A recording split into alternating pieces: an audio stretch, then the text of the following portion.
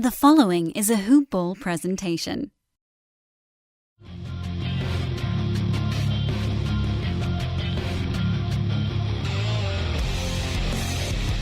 Welcome to the Fantasy NBA Today podcast. I gotta stay well hydrated today, Adrian. Man, I'm falling apart. How are you doing? Can you carry us today? No. Damn it. I was, and you know me, Dan, I'm all about the energy. I was falling asleep before we got on here. My 1.5-year-old daughter has just been on a tear. She just refuses to sleep. She's got so much energy. I don't know how. It's impossible to keep up with her. Yeah, I got lucky in some respects today. And believe me, everybody, don't worry. We're going to talk about basketball soon. We got awards show night. I totally forgot about that on yesterday's podcast. We're going to talk about the awards. I've mentioned before on this podcast that I am afflicted with an illness that I've come to refer to affectionately as homeless head. You remember that show, Adrian, when I talked about homeless head? No. Oh God! All right, I'll rehash this thing. So, yes, please. It starts simple enough with a symptom that many men and women have suffered with, and that's dry scalp. Simple as that, right? Seems easy enough. I have a dry scalp. I'm like so many of you. But apparently, before I knew that I had a dry scalp and could actually treat it, I scratched it, right? Because it's itchy. When something is dry, you have dry skin, it gets a little bit itchy. Well, apparently during my time in Bakersfield, which ended in September of 2016, and it was probably about 4 months before that, we had this insane outdoor sort of rave-like, I think it was called like a color party or something. I don't know, man. The kids do these things, and they pelt each other with little balls of color. Is this something you've heard of? Because I hadn't prior to that incident. I believe I know what you're talking about because I did something called a color run. Oh, where you do this run and you get nailed with color. Okay, so powder that color. So I know exactly what you're talking about. Yes, so it's that, but it was at a concert instead. So a band was playing and everybody was launching color packets into the sky and nailing each other with them. And so all of this was around our ballpark. We had the Kern River, as Adrian and I discussed last week, runs right behind our stadium. And then there's all this open dirt area where we were able to set up a stage and so forth. It was also like weird Haboob style windstorm that night where dust was just blowing everywhere and color was blowing everywhere. And honestly, if I could have done it all over again, I would have worn a surgical mask and protective goggles to this thing. But I was just part of the staff, right? I wasn't participating in it. We were there to, check ID and make sure nobody brought any glass bottles into the event. So at some point along the way, I must have scratched like either, I don't know if it was color or just miscellaneous goop into my scalp because it was dry and itchy and I wanted to die. And that turned into a small scalp infection, which the dermatologist said, I only see this in homeless people. So, that was a flattering moment for me. Homeless head. And I think it's something that I'm just going to sort of have probably on and off for the rest of my life now. Thank you, Bakersfield.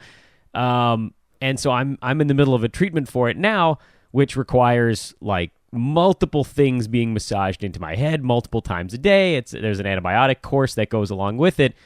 All of this, by the way, Adrian, the long version to get to, the antibiotics are killing me. Oh, yeah, man. This is like one of those ones that's gone straight to my lower abdomen, and I've just been in pain since like 1 this afternoon, and the only way to make it go away is to consistently eat and drink all day. That's all I've been doing all afternoon. So I'm like fat, sluggish, and in pain. It's a very weird combination. But one of us is going to have to carry the load today. So I don't know, man. I've only been on antibiotics a couple times, and both times I felt like crap. So I feel for you, Dan. It's not fun. And, to have any issues with dry skin, being in Bakersfield sounds like the worst possible spot you could be at. Bakersfield /Kern. It's so dry out there. I would imagine that was not a good place. No, it was not. To be at. It was not.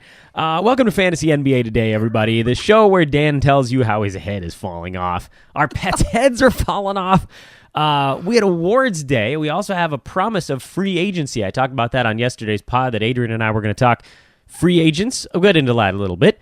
I am Dan Basperis, at Dan Basperis on Twitter, at Adrian Benjamins, if you'd like to follow my illustrious co-host on the Twitterverse, at Hoopball Fantasy. This is, of course, a Hoopball presentation.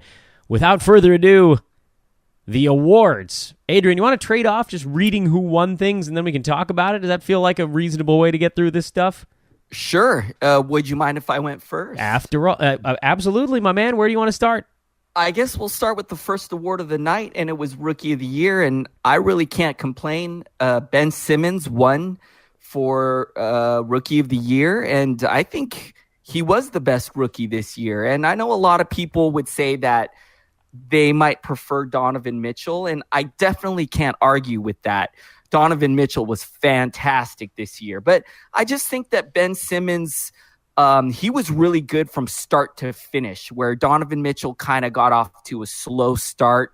And I know one other thing that's kind of been an issue, and Donovan Mitchell's been kind of playing with this notion that Ben Simmons may not actually be a rookie because he spent all of last season, on the bench, learning the playbook and whatnot. And we've seen Donovan Mitchell wear shirts that has the definition of a rookie. Supposedly he showed up to the award show in this giant van that said rookie with a question mark on the side of it. So I don't know, Dan, what do you think about it?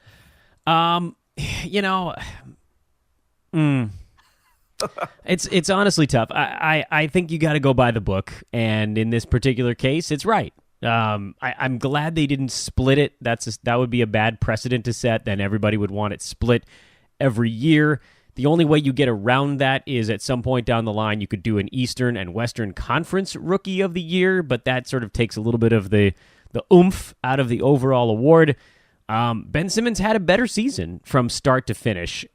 Maybe Donovan Mitchell wins the award if he's absolutely fantastic in the month of November, but he got buried early in this thing, and he made a hell of a run. I mean, Donovan Mitchell looks like he's going to be a superstar in the NBA.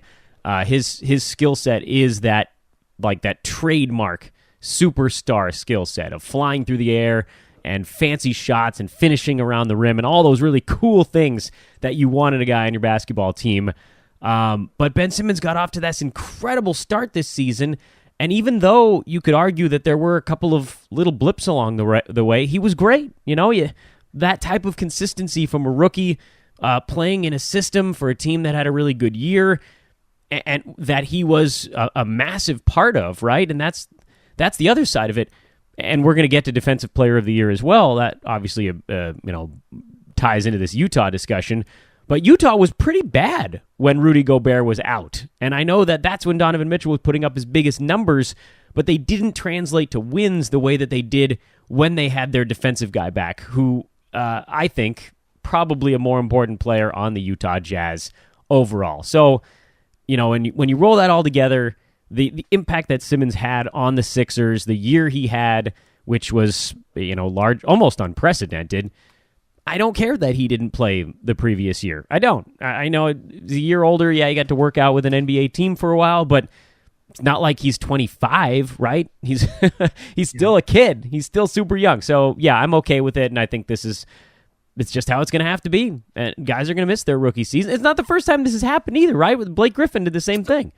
I was just going to say, I wanted to go back in time a little bit right here. Some Rookie of the Year history. Blake Griffin, the last guy to do it. He was Rookie of the Year 2010-2011 season. He missed the year before with, I believe it was a knee injury. So exact same thing. And then you had talked about, and I agree with you 100%, so glad they didn't do a co-Rookie of the Year. They need to get rid of that.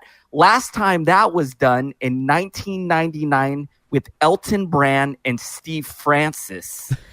And and slightly before that, in 1994 and 95, Grant Hill and Jason Kidd were the co-Rookie of the Year. Okay, so now at least in that one you've got like Hall of Famers, right? So that one, boy, Elton Brand, Steve Francis. Okay, fine. Like both of those players ended up being really good NBA players, but do they both look back on their careers and think Rookie of the Year was the crowning moment? Anybody that wins a Rookie of the Year award has bigger things on their mind, right? So, like, fine. Donovan Mitchell didn't win it. His goal is to win other stuff. He wants to be an all-star. He wants to win a championship. If he can do those other things at the end of his career, I don't think he'll care that much about losing Rookie of the Year looking 15 years back or whatever it turns out to be. So, yeah, I think you and I agree on that one main point, which is don't do a co-Rookie of the Year. That's garbage. That's a cop-out. Make the call. Have some stones, and they did. And they probably made the right call. Much as I love Donovan Mitchell, I do think Ben Simmons had him by a nose, if that. Last thought on rookies. What a great year for these incoming guys. I feel like huge impact for rookies this season. Jason Tatum, who probably came in third for this award.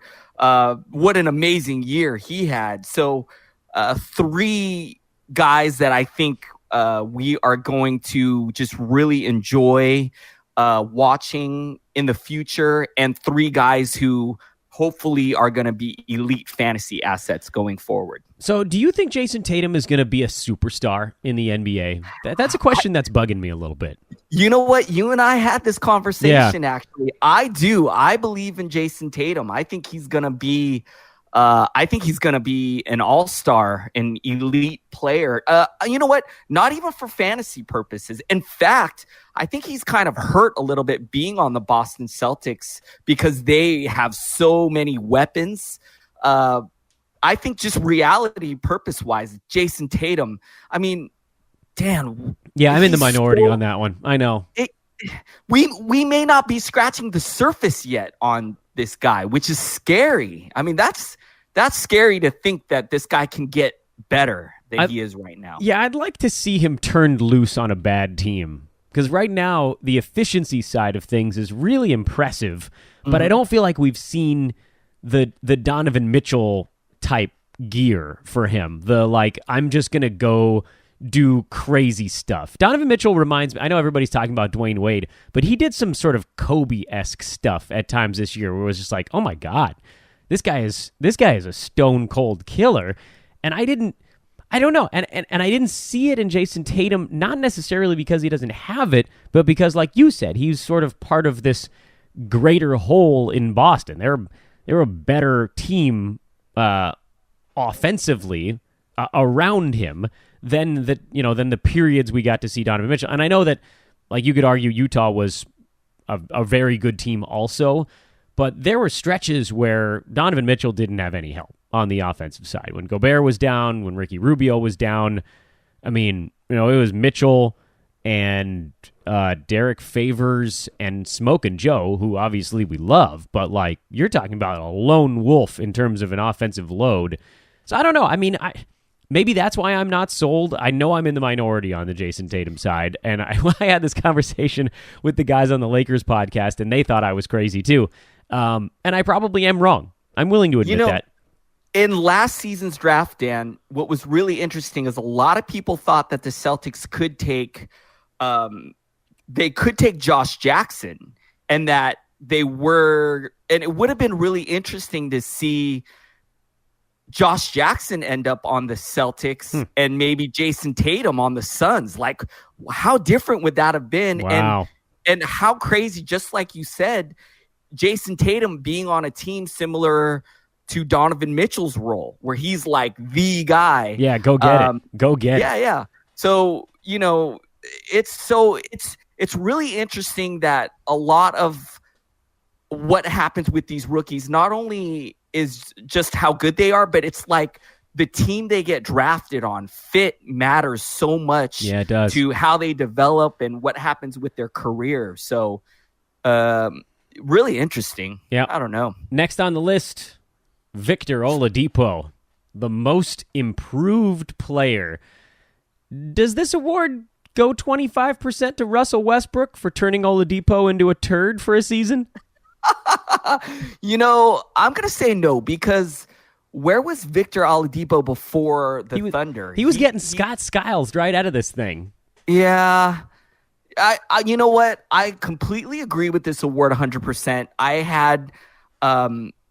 I owned Victor Oladipo in a lot of leagues this year. What a joy, what a pleasure it was to have this guy this season. I became a huge fan of him this season. And man, Dan, would you agree that the Pacers maybe won this Paul George trade? I know they say that in these blockbuster deals, it's kind of never seems fair, but I feel like the Pacers, they made out on that Paul George deal. They sure getting did. Victor Oladipo, getting Donatas Sabonis. Yeah. So, and I agree with this award 100%. I think Victor Oladipo, he showed great improvement, and I'm really happy that he got noticed. Well, the Thunder, they did their whole like all out thing. Paul George is an awesome basketball player, by the way. I hope that what we're about to say here doesn't diminish how good Paul George is. I actually think Paul George is probably still a better basketball player than Victor Oladipo,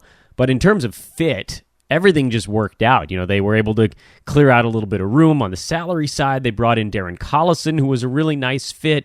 Sabonis turned out to be a nice fit. Thad Young has consistently been a nice fit. Everything in Indiana was sort of a nice fit. Adrian and I, before we went on air, were laughing about how they apparently are targeting Tyreke Evans, which is just like the definition of not a nice fit. But yeah, I mean, Indiana deserves either a ton of credit or Oklahoma City deserves zero credit for not squeezing a little bit harder on that. I mean, Paul George had demanded a trade, and the Pacers made off with a superstar caliber player in return. That was way more than they should have gotten for a guy asking out of town. So yeah, kudos to the Pacers. This was sort of Billy Beane-esque, right? Oakland A's style. He picked a guy who was sort of at his lowest, and he won the most improved player, but he was never bad. He was always a guy that we watched in Orlando and thought, man, if they could just turn him loose, if Scott Skiles would stop yanking him around.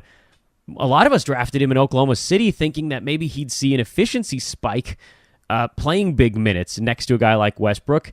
But it's also what made this year so great, right, Adrian? Because he was a guy we targeted again because he was coming off of a bad year, because we knew he had way more in the tank. And so this is a top 15 guy that we were able to scoop up in the 30s and 40s in some drafts. From a fantasy perspective, massive steal. For Indiana, massive steal. For Oladipo, congrats on an award, well-deserved. So, Dan, will you be drafting him this upcoming season at his likely round 2 draft price? I knew where you were going with that. I jumped the gun on you. Nope, probably not. Because there's like nowhere else for him to go. But I will say, if he falls towards the late part of round 2, I think you'd be getting yourself a relatively safe play at that point. So I shouldn't say no. He's just a zero upside play at that point. He's sort of maxed out where he's at. What about you? Would you take him in the second round just because he's probably going to be pretty safe? Yeah, I may still take him if he's there towards the end of the second round. It was so much fun owning him this year. I loved watching him play, and led me to a couple championships. So I would love to have this guy again for next season, but I got a feeling he's going to come off the board pretty early. Yeah. Maybe even early in that second round. So I'll probably miss out on him this season in a few leagues. And then one other guy that I want to mention from this team, I heard Miles Turner has looked really good. Dan, I'm starting to drink some of that Miles Turner Kool-Aid again. Dan, take that stuff away from me, Dan. No, man, I'll mix it for you this year because he's coming off a clunker. So, I love those guys coming off down years. I think this is going to be a great season for Miles. I think he's going to be underdrafted. So I'll sip it with you, man. Split some of that Kool-Aid with me. pour me a glass, my man. All right, what do we got next? Okay, next up, Defensive Player of the Year goes to Rudy Gobert. Again, no complaints here from me. Rudy Gobert, arguably the best defensive big man in the game when it comes to blocks, 2.3 swats per game, 97.7 defensive rating. He's the best big man defender, so I'm happy to see him win this award. What do you think, Dan? I have slight beef because he missed 3 months or 2 months, excuse me, of the NBA season. He played what, 55 games? Was that the final number? Yeah. Boy, was that 55 including the playoffs? I got to double check on that. I think that was for the regular season only. That's a lot of missed games to still come away with a full season award. My vote was for Anthony Davis in this one. I didn't actually, get an official vote, but what we saw him do in the playoffs, he was a one-man defensive unit. He guarded entire teams. And I know that Rudy Gobert is maybe the best rim protector in the NBA, but Anthony Davis can protect from 1 foot all the way out to about 28. And I feel like they didn't want to give it to AD because he's so good at everything else, and they wanted to give it to someone who was really sort of laser focused on the defensive side. Rudy Gobert is number 2 for me in this one, but if he doesn't clear 70 games, I can't give a full season award to a guy who plays 55 games. It's not enough. Hopefully next year he plays in 75 and they give it to him again, because then he'll probably deserve it. But I've never seen anything like what Anthony Davis did after Boogie went down and then through the playoffs. He was guarding 2 to 3 guys at a time. That's crazy. Yeah, I completely understand that. That is, to miss that many games, definitely, I can understand why people would have a problem with that. And then I also agree with you that if this award was not going to Rudy Gobert, it would have to go to Anthony Davis. He himself is an elite rim protector, also a great, really underrated defender out on the perimeter as well. Yep. So, I can, I completely understand where you're coming from, Dan. Yeah, I love Rudy Gobert, but I think you got to play more than 56 games. Lou Williams, 6th man of the year. I don't have any thoughts on this. This was a slam dunk for a dude that had a stretch where he was averaging 40 points off the bench. This is the easiest award ever. The only problem, I think, if you could talk about it, is this is a guy that should be starting. So, why is he coming off the bench? But as long as he's coming off the bench, he's the clear-cut winner in this one. Yeah, I agree. And I believe this is the second time he's won this award. And now that Jamal Crawford is 55 years old, sure, somebody else gets to win. It's really early. We still got to go through free agency and whatnot, but it sounds like he could be coming off the bench again next season. So, I would say he's probably the favorite to win this award again. And for fantasy purposes, I like Lou Williams a lot. Had a great season. And but the only bad thing is his average draft position will likely be a lot higher than it was last season. Yeah, so, that's my concern as well. Do you want to do executive or you want to do MVP next? I totally forgot about executive. I was going to do MVP. Let's give our tip of the cap to Daryl Morey. He brought in Chris Paul and he made that team better. The PJ Tucker signing, maybe the smartest move he's done in multiple seasons. But executive of the year, I don't know. I don't care. I would have given it to Indiana's. Got to win more stuff, man. That fleecing they pulled. I feel like this was something they were giving to Houston for seasons gone by. This is they were like, probably should have given it to Daryl Morey in the past. We didn't. So here, Daryl, take this one because your guy was freaking otherworldly. But I don't have any beef. Their team won the most games, so fine. Take the award. Yeah, sounds good to me. Daryl Morey just doing a great job. I'm really curious to see what he's going to do this offseason, though. What happens with Clint Capella? What happens with Chris Paul? Do guys like Trevor Ariza come back? PJ Tucker? Can they add any more firepower to this team to try to get over that hump they can't get over with beating the Warriors? So they still got a lot of work ahead of them. So really curious to see what's going to happen this offseason. Yeah, especially if Chris Paul surprises everyone and signs with LeBron somewhere. This is something that I think might be happening, and other people aren't really talking about it. All right, let's talk about the big one. James Harden, MVP, well deserved, right? Like he led the team with the most wins in the league with a top 3 fantasy season and just a top season overall. A guy that seemed like he had basically maxed out, hit another gear, and lowered his turnovers in the process.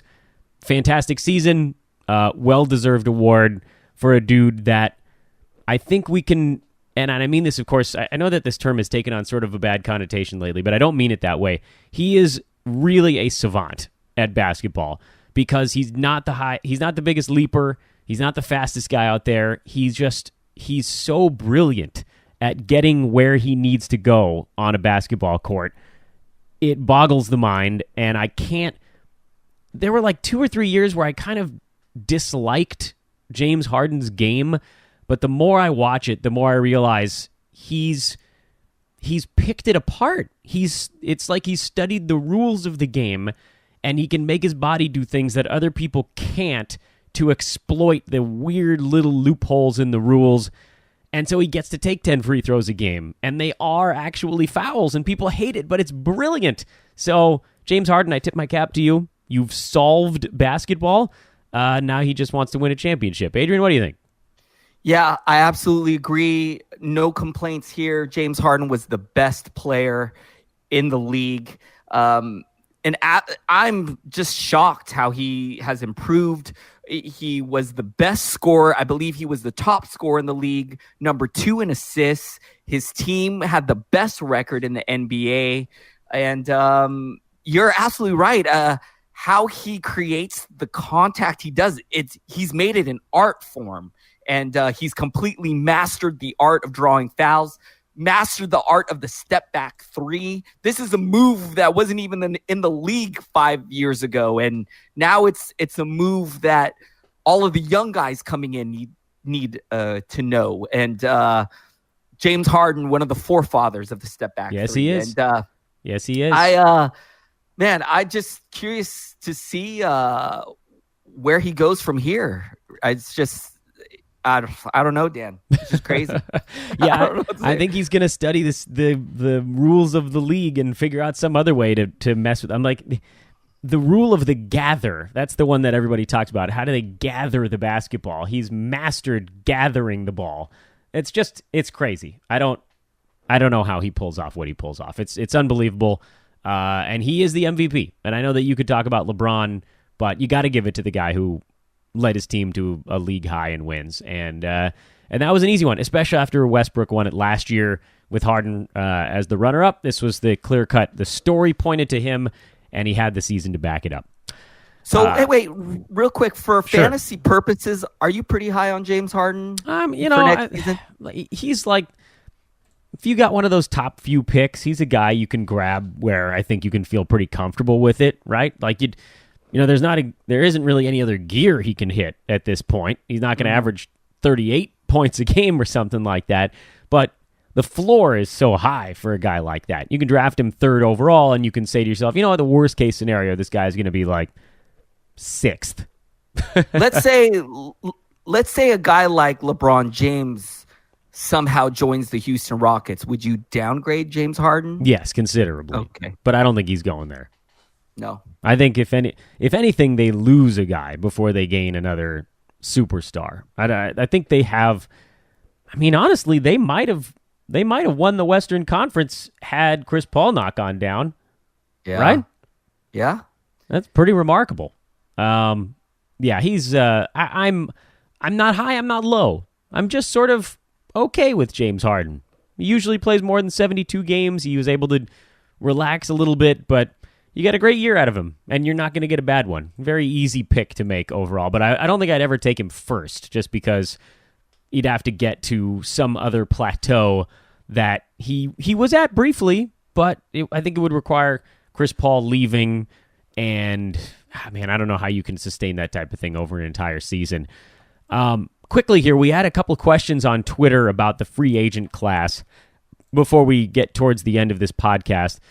The names that came up, it was our buddy Ray on Twitter brought up Well, we had some joke ones that came up.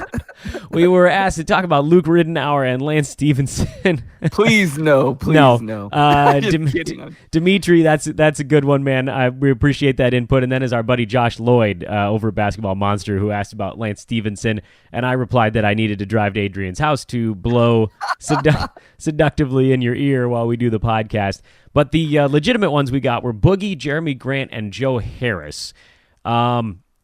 I guess I can go first. Boogie Cousins, I'm not drafting under almost any circumstances. I know that he's expected to be healthy to start the year, but Achilles things are just, they're brutal. You know, it's they're all the lift, and people keep saying, he doesn't do it with sheer athleticism, but he is the fastest giant big man in the NBA, and if you lose some of that, you lose a big deal. It's not all about how high you can jump. It's about cutting, pushing off, all those little movements.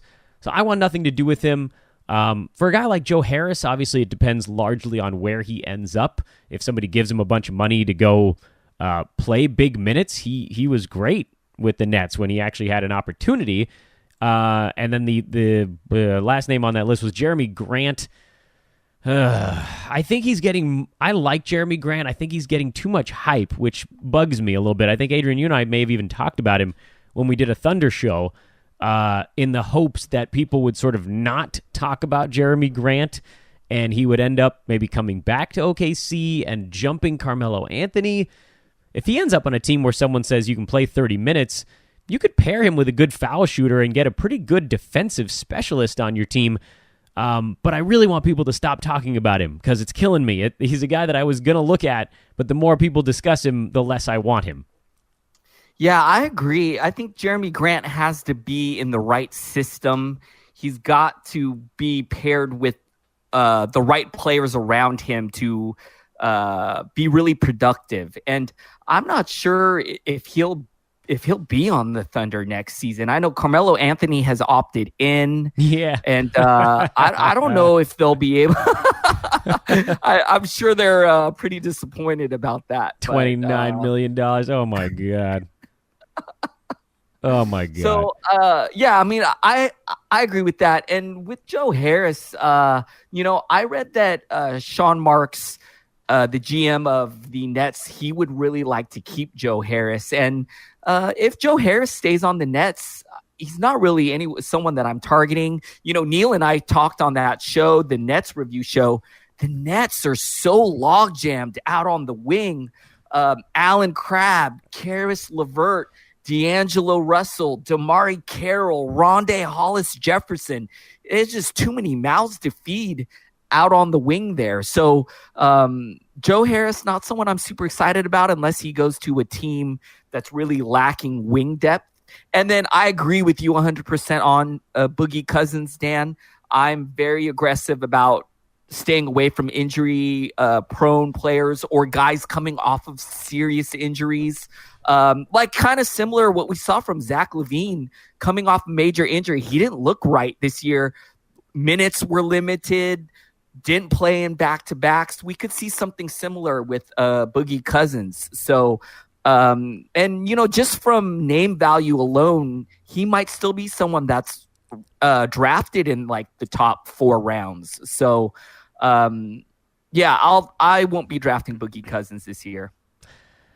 And there you have those. Adrian, I want to do one quick thing here before we sign off. I feel like each of us probably in this massive pile of like 75 free agents has one guy that we're just sort of lurking on, right? Like we're just watching and saying, if this dude ends up in this spot, I might be able to sneak him. Do you have a guy like that on the list of free agents where you're watching and you're thinking, you know what? Nobody's paying attention to this guy because he didn't do it much last year, but there's a world where he could end up in the right spot and everything can pan out. I'll tell you right now, that guy for me is Mario Hezonja. I know that's a weird one, but I really liked what he did when he was sort of the big deal in Orlando this year. He was huge on steals, way better than I think any of us could have ever imagined. And if he ends up getting signed by a team that's going to dump him out there and tell him to go get it, he could creep into that top 90, top 80 territory. Problem is, I am also worried that he falls into old habits and ends up as kind of a low usage guy. But he just sort of got pushed out in Orlando, and he didn't really ever seem like he felt comfortable until like a 1 month stretch this year where he made a fuss, and we all got to see, oh, this guy can play a little bit. They just got to take the shackles off. Is there a guy in that list for you, Adrian? Super Mario's my dude. So I'm really glad that you mentioned Super Mario, because he was a guy that I kind of gave up on. I thought he was a bust, and he played really good this year. Got a lot of opportunity due to the injuries that the Magic had, and consistently played great. So I think that's a great pick. So one guy that I got my eye on and is Montrezl Harrell, and I believe restricted free agent, I think. Yeah, he's a restricted free agent, and the real reason why I'm just keeping my eye on him is because I think there's a good chance that DeAndre Jordan will likely be gone, whether he's traded or he leaves in free agency. I don't know. And I think if the Clippers, they didn't get a big man. I thought for sure they would draft a big man in this draft, and they didn't.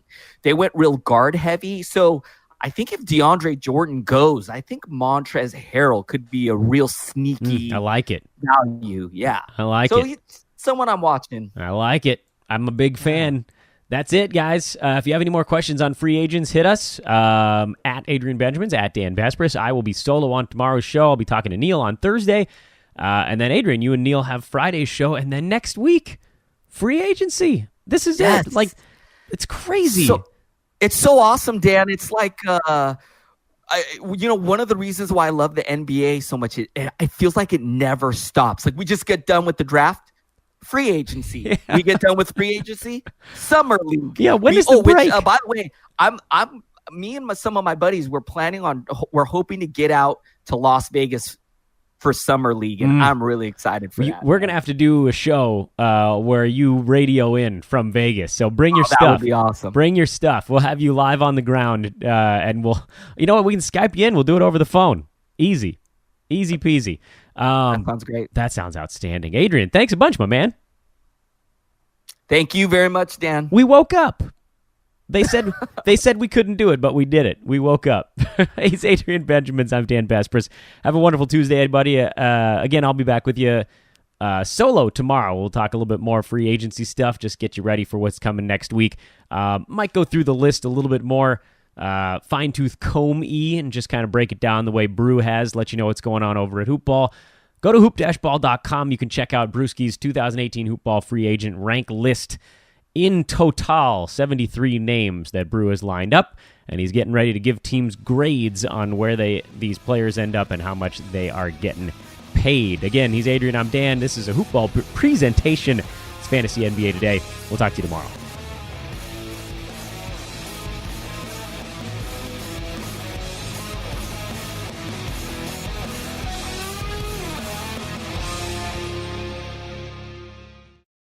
This has been a Hoopball presentation.